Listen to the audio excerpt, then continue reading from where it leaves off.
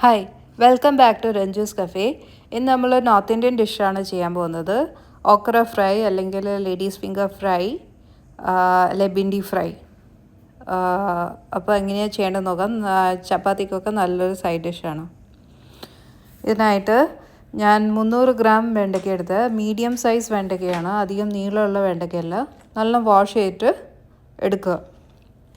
എന്നിട്ടൊരു തുണിയിലേക്ക് അത് സ്പ്രെഡ് ചെയ്തിടുക. എന്നിട്ട് നന്നായിട്ട് ആ തുണിയിൽ ഡ്രൈ ആക്കിയിട്ട് എടുക്കുക. ഒരു തുള്ളി വെള്ളം പോലും വെണ്ടയ്ക്കയുടെ മുകളിൽ ഉണ്ടാവാൻ പാടില്ല.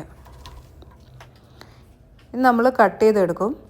ഒരു വെണ്ടയ്ക്ക നമ്മൾ 4 കഷ്ണമായിട്ട് നീളത്തിൽ മുറിച്ചെടുക്കും.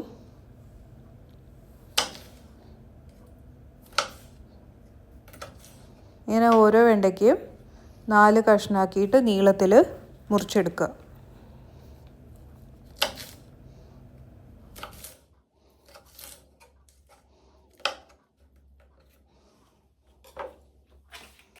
ഇനി നമ്മൾ മസാലകൾ ആഡ് ചെയ്യും.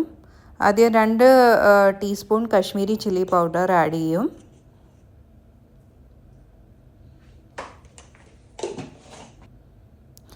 പിന്നെ കൊറിയാൻഡർ പൗഡർ 1 ടീസ്പൂൺ ആഡ് ചെയ്യും. പിന്നെ ഹിംഗ് അഥവാ അസഫറ്റീഡ പൗഡർ 1 ടീസ്പൂൺ ആഡ് ചെയ്യും. പിന്നെ ജീരകപ്പൊടി, ക്യുമിൻ പൗഡർ 1 ടീസ്പൂണ്, പിന്നെ ആവശ്യത്തിനുള്ള ഉപ്പ്. ഇതൊക്കെ കൂടെ ഇട്ടിട്ട് നന്നായിട്ട് തിരുമ്മി യോജിപ്പിക്കുക.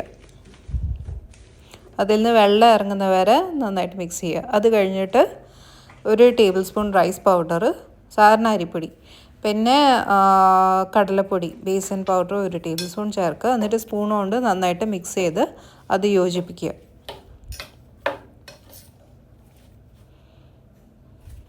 അപ്പം മസാല മിക്സ് ചെയ്തിട്ടുണ്ട്. ഇനി നമ്മളൊരു പാൻ ചൂടാക്കും. ഇനി അതിലേക്ക് ഒരു 2 ടേബിൾ സ്പൂൺ മസ്റ്റർഡ് ഓയിൽ ഇടും. അത് ചൂടായി വരുമ്പം 2 ടീസ്പൂൺ ജീരകം ചേർക്കും. ജീരകം പൊട്ടി വരുമ്പോൾ നമ്മൾ മാരിനേറ്റ് ചെയ്ത് വെച്ചേക്കുന്ന ലേഡീസ് ഫിംഗർ അതിലേക്ക് ഇടും.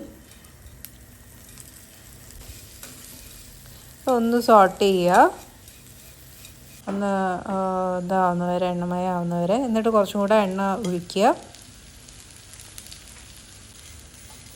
എന്നിട്ട് വീണ്ടും ഒരു 10-20 മിനിറ്റ് മീഡിയം ഫ്ലെയിമിൽ അത് ഡ്രൈ ആവുന്നവരെ, കുക്കാവുന്നവരെ സോട്ട് ചെയ്യാം. അപ്പോൾ നമ്മുടെ ലേഡീസ് ഫിംഗർ ഫ്രൈ അല്ല ഓക്ര ഫ്രൈ, ഭിൻഡി ഫ്രൈ റെഡിയായി. ഇത് ചപ്പാത്തീൻ്റെ കൂടെ നല്ല സൈഡ് ഡിഷാണ്. എല്ലാവരും ട്രൈ ചെയ്ത് നോക്കുക. Thank you for watching. Please like and subscribe.